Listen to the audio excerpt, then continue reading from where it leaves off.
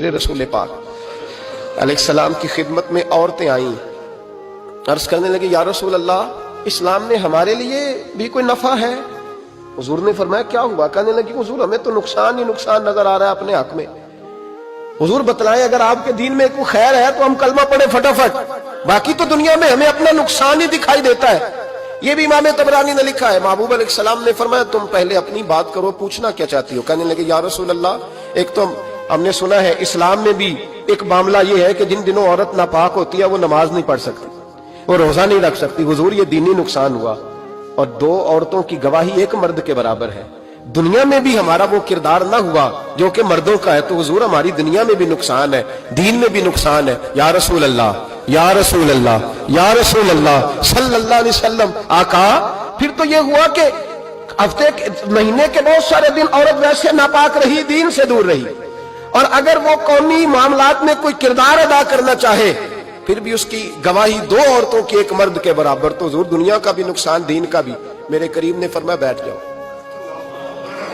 بیٹھ جاؤ۔ عورتیں بیٹھ گئیں تو محبوب فرمانے لگے تمہیں پتہ ہے جب کسی کے گھر میں بیٹی پیدا ہوتی ہے حضور کیا ہوتا ہے؟ فرمایا میرا مالک دو فرشتے بھیجتا ہے، فرمایا وہ آ کے گھر والوں کو سلام کہتے ہیں، جنوں اور انسانوں کے علاوہ ساری دنیا ان کے سلام کو سنتی ہے۔ فرمایا پھر وہ فرشتے اپنے پروں سے اس بیٹی کو ڈھانپ لیتے ہیں اور پھر اس کے سر پر پر پھیرتے ہیں، اور فرمایا پھر وہ ان کے باپ کو کہتے ہیں ان کی صحیح طرح پرورش کرنا، پھر ان کے ذمہ داروں کو کہتے ہیں، ان کے خاندان کے بڑوں کو کہتے ہیں صحیح طرح پالنا۔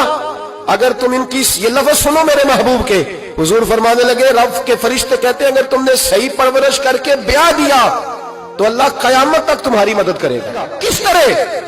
اللہ تمہارے رزق میں بھی تمہاری مدد کرے گا، اللہ دنیا کی مشکلات میں بھی تمہاری مدد کرے گا، اور جب مرنے لگو گے یہ شارحین نے قیامت تک کا ترجمہ کیا۔ شارحین فرمانے لگے گویا حضور فرما رہے ہیں جب تم مرنے لگو گے بیٹی کی پرورش کرنے والوں تو رب کریم تمہیں کلمہ یاد کرا کے تمہاری مدد کرے گا، اور نکیرین کے سوالات قبر میں آسان کر کے تمہاری مدد کرے گا، اور قبر میں جنت کی کھڑکی کھول کے تمہاری مدد کرے گا، میزان عمل پر تمہارے عملوں کا وزن زیادہ کرا کے اللہ تمہاری مدد کرے گا، پل صراط پہ تمہیں آسانی سے گزار کے تمہاری مدد کرے گا۔